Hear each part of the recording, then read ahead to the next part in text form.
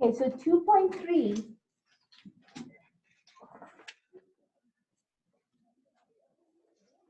is where we're getting into discussions of transformation. What do you understand by the word transform? It's gonna change. Well, other than transformers, it changes. Yeah. So when we're talking about transformations with graphs, we are talking about you can actually change the shape of the graph, or the shape does not change, but you're actually moving it around the graph, which means you could move it horizontally to the right, you could move it horizontally to the left, you could move your graph up vertically, you can move your graph down vertically. So that would be where the shape of your graph doesn't change, but like I said, you're just moving it around. You can also do a reflection with respect to the x-axis. So again, a reflection would be where the shape of your graph doesn't change. But as we saw with our 2x plus 1, where we multiplied our x with that 2, you know, when we did the greatest integer function, you can actually also have stretching and shrinking happening on your graph, which would actually be changing the shape of your graph. So you will notice here we're talking about rigid and non-rigid transformations. So rigid is just moving it left and right, up and down, or doing a reflection. Non-rigid, where you actually change the shape of your graph, is the stretching and the shrinking.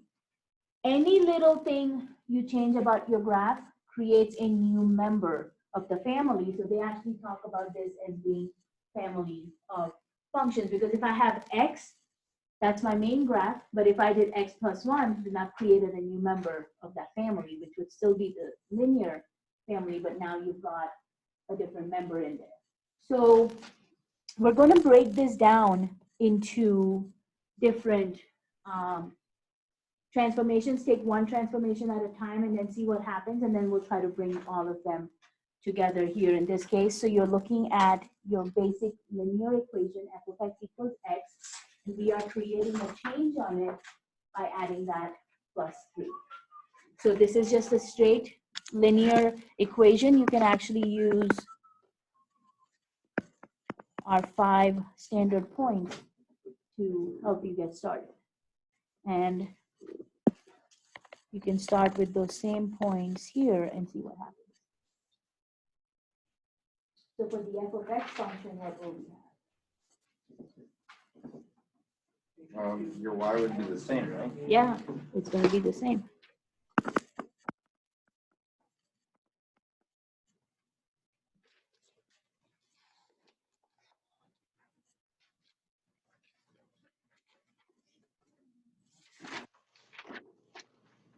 Okay, what's going to happen on the x plus 3 function? So you can think of this as being the x function. This is the x plus 3 function.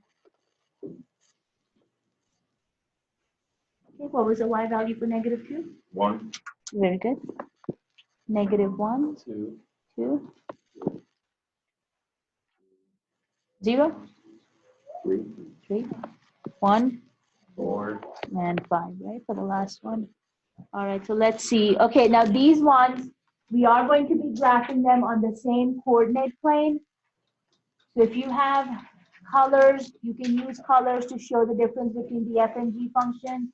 If you're just using a pencil, make sure you are labeling your graph so you know which line represents which graph. So you can use colors, you can use a pen with a pencil, so at least something to differentiate your two graphs. So let's start with our f of x equals x function here.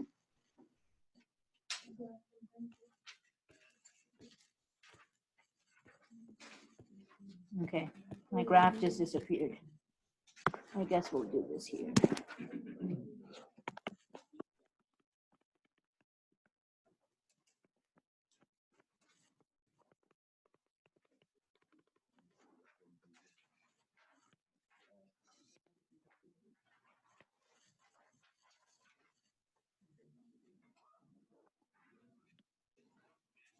Okay.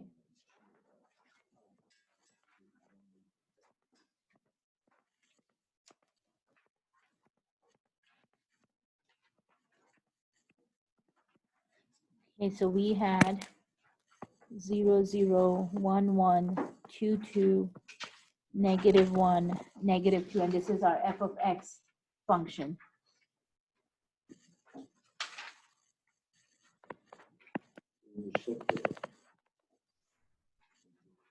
Very nice. Yes, you did. In what direction though? To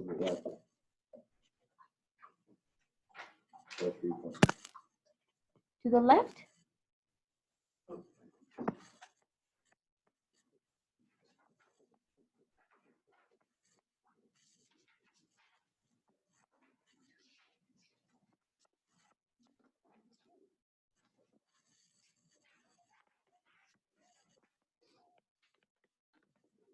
So just put f of x and g of x at the end of those lines so you know which graph belongs to which line.